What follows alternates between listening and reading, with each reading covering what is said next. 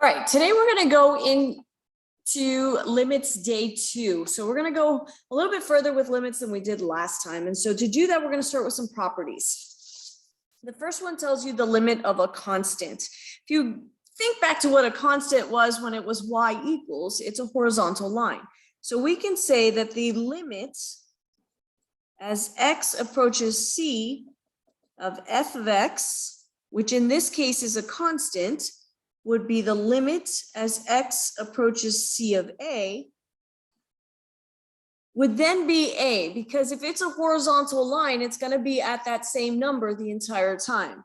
So if our limit here that we're taking is of a constant, then it's going to be the constant. The limit is the constant. This next one talks about the identity function. And so if it says if f of x is x, then the limit as x approaches c of x is equal to some number, c, which is whatever's here. Since it's just got the value of x there, and we can plug in that c because x is a continuous graph. If we have the limit of a sum or difference,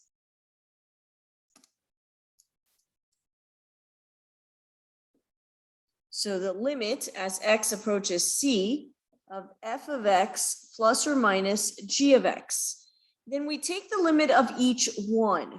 So we do the limit as x approaches c of f of x, and then we add or subtract the limit as x approaches c of g of x. That's going to give us our value there. The limit of a sum or difference is the sum or difference of the limits. That's what that means. And so I'll go ahead and summarize that here. The limit of a sum or difference is the sum or difference of the limits.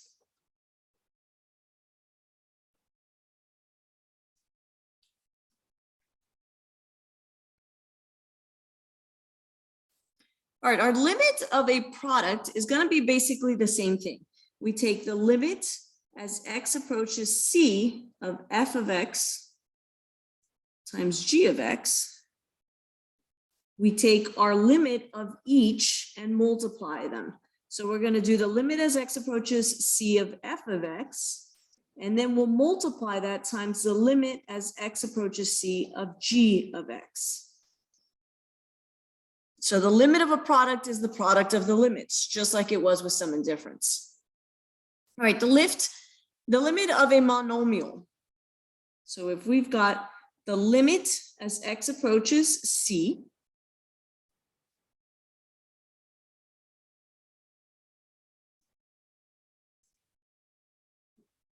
of a to the x, a times x to the n power. Well, we can do a times c, because we would plug that c in to x and then raise that to the nth power. So we put that constant in there and then we raise it to the nth power. All right, so our limit of a polynomial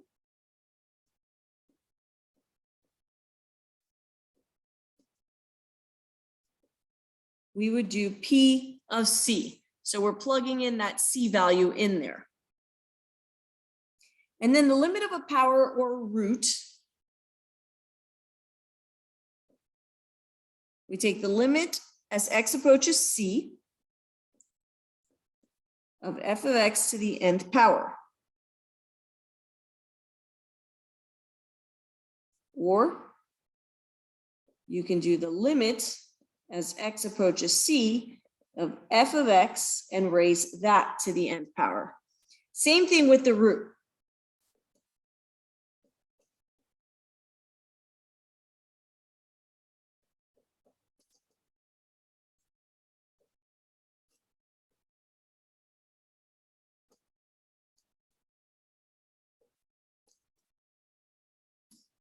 So if we have the nth root of our function here, and we're finding the limit of that, you can also just find the limit of f of x and take the nth root of that.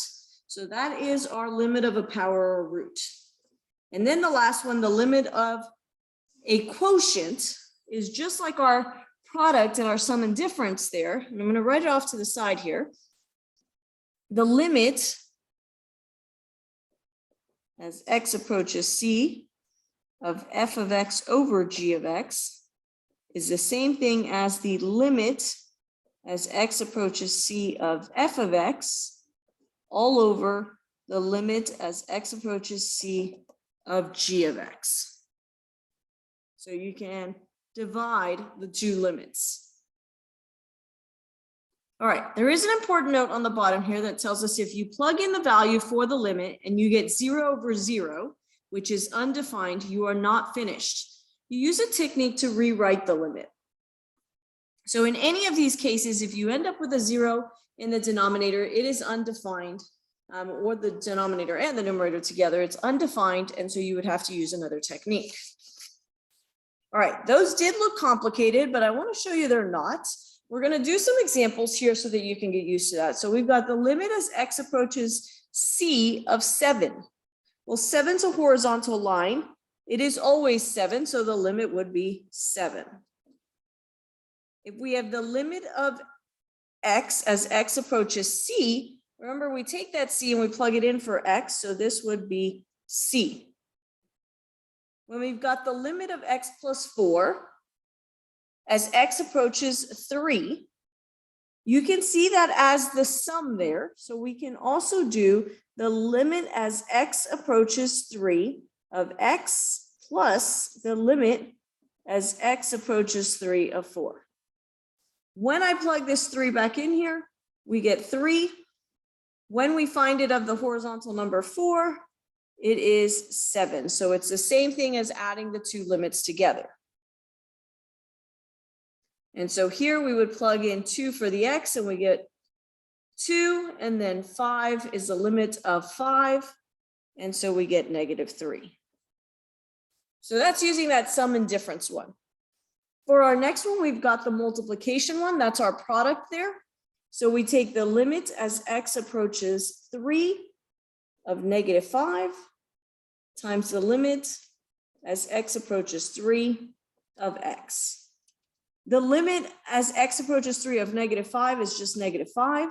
And the limit of x as x approaches 3 is 3. So we get -15. So once you get comfortable using these, you're going to see they're not as hard as they look on those properties. You're just applying them by plugging them in. So this would be 6 over 2, which is 3. In this case, we would plug in the 3 here. And so we get 5 times 3 squared, which is 45. And then for our last one, we've got that polynomial. And so in the polynomial, it told us to plug in that 2. So we get 3 times 2 to the 4th minus 5 times 2 to the 3rd plus 2 times 2 squared minus 6. And so this gives us 48 minus 40 plus 8 minus our 6, which is 10. So the math on it's not hard. It's just plugging it in and making sure that you get the other part. Now, there are some times when it's going to give you a kind of strange number or an undefined value, and you have to use a different technique. In this case, we would want to divide out and factor and cancel where we can. Then we can use direct substitution again. These are two of the examples we did in the lesson from last time.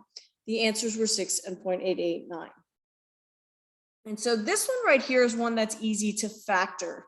So we would want to factor this first. So to find the limit of as x approaches 3, we would factor our numerator here. That's the difference of 2 squares. So x plus 3, x minus 3.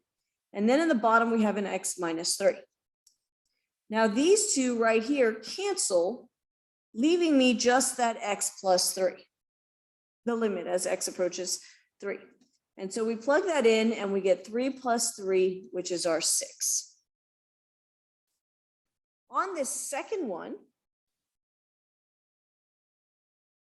We'll try it two different ways. So we can do it by factoring like it says, or we can do it by division. And I'm going to show you both ways just so that we can review some of the stuff we've learned previously in the year.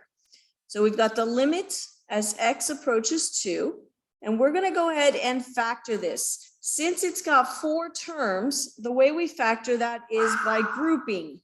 So we're going to go ahead and group the first 2 and the last 2. And we're going to do the same thing for the bottom ones once we start factoring those. So our greatest common factor in this first group here is going to be x squared. So I'm going to factor that out. X squared times x gives me that x cubed, and x squared times a -2 gives me the second term. Now we factor out a 4 here, and we're left with x minus 2 as well there. 4 times x gives me 4x, and 4 times -2 gives me 8. In the bottom, we do the same thing, and so we can factor out an x cubed, and I'm left with x minus 2. And then I can factor out a 1 out of that second parentheses, and I'm left with x minus 2. So that's our first step in grouping. We group the first 2, group the last 2, and then factor out our greatest common factor. Once we have done that, we can see that there's x, that was a plus 2. Sorry, that was a minus 2. There we go. It's like those signs are wrong. These 2 right here are exactly the same thing. So we can go ahead and factor out that x minus 2, and I'm left with x squared plus 4. The x minus 2 times x squared gives me this first term, and the x minus 2 times 4 gives me the second term. We do the same thing for the bottom, and we end up with x cubed plus 1 times x minus 2. So that now that we've factored that, the x minus 2's cancel. And so we're left with x squared plus 4 over x cubed plus 1. At this point, I can go ahead and do that direct substitution. I plug in the 2 and I get 2 squared plus 4 over 2 cubed plus 1, which gives us 8 over 9. Now, as a quick reminder, you could also use synthetic division for this. We did that earlier in the year.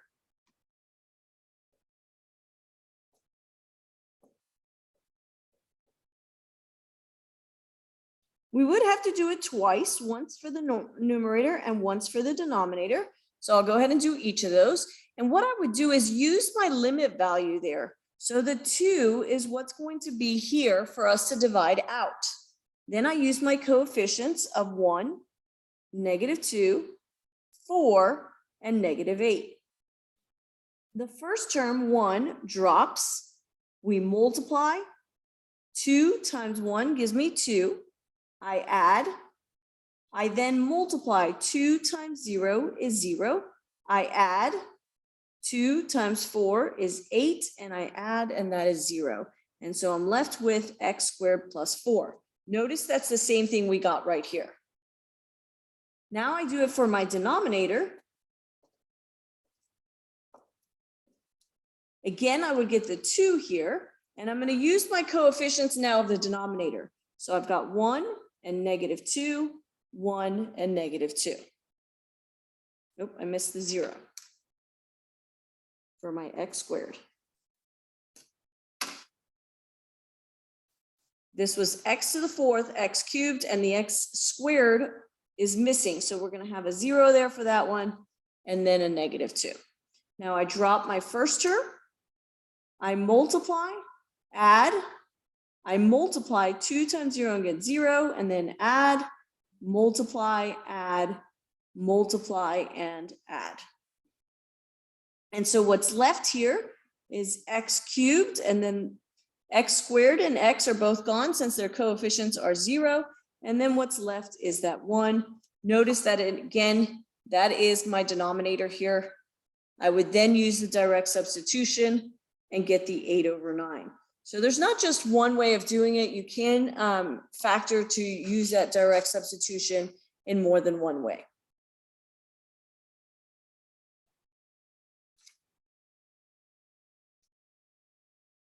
The last couple of ones are a little bit more challenging. You'll definitely address this more once you get to calculus, but I'll go ahead and show you some just so you can see some challenging ones.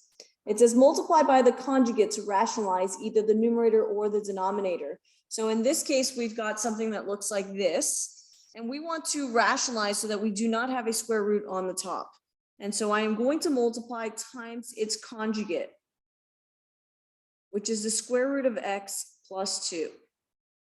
Now, whatever I do to the numerator, I have to do to the denominator as well, so that we are not changing the value of the equation. Now, when I multiply this,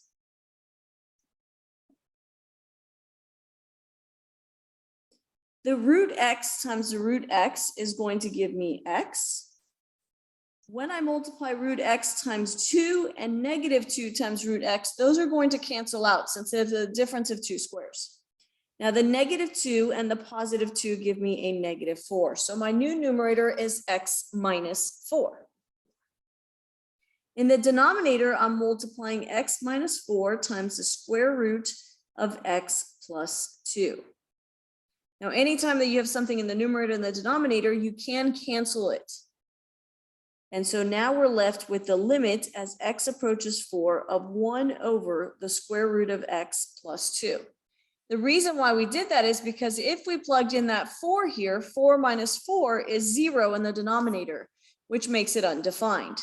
By multiplying times its conjugate, I did get this down to something that would not be undefined by getting rid of that x minus 4 in the denominator.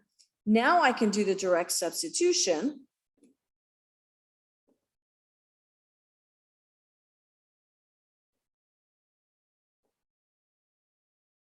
And find that the limit is 1/4. All right, for our second challenging one here, we've got a fraction over a number, and those fractions are being subtracted. The first thing I need to do is get that to be one fraction. That will allow me to do keep, change, flip. So my common denominator there is going to be 4 times x plus 2. And so I need to multiply this top one times 4, and I need to multiply the second top times x plus 2. And all of that is over x minus 2.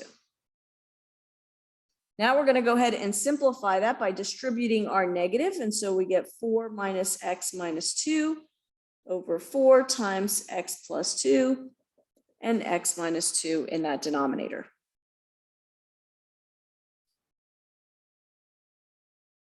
Our next step is going to be that keep, change, flip. So I'm going to keep this top fraction right here. Now 4 minus 2 is just 2. So that gives me negative x plus 2 over 4 times x plus 2. I kept this top fraction.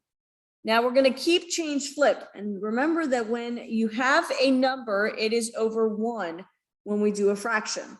And so we keep, change, and flip. So I'm going to change the division to multiplication, and then I'm going to flip this x minus 2. Now these two are almost the same. If I factored out a negative, they would be the same. So I can cancel those out. And so I'm left with negative 1 times a 1, which is negative 1. The x minus 2's cancel, and then I'm left with 4 times x plus 2 on the bottom. Now that I've got that simplified, so I can go ahead and I kind of dropped that limit there. We're going to put that back in. The limit as x approaches 2 of negative 1 over 4 times x plus 2.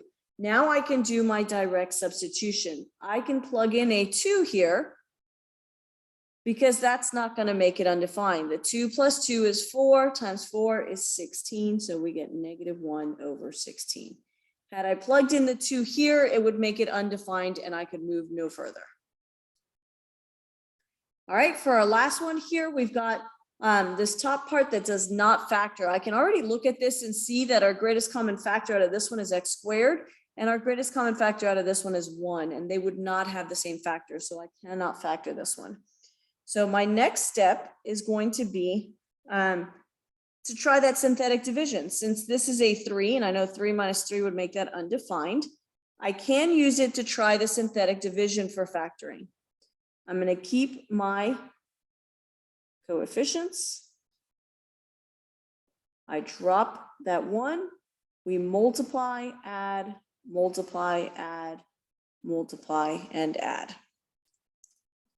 And so what's left here, now I can rewrite this since I use the synthetic division to factor. We factored out this 3 with the division, so that's going to be x minus 3 there. What's left was x squared plus x minus 2. And then in the bottom, we had an x minus 3. These two can now cancel. And I'm left with the limit as x approaches 3 of x squared plus x minus 2. This is where we do our direct substitution now because it's not going to make it undefined. So 3 squared plus 3 minus 2, which is 10. That was our day 2 of limits for pre-cal. You're going to get really into this as we go into calculus. This was a good introduction to lead you that way.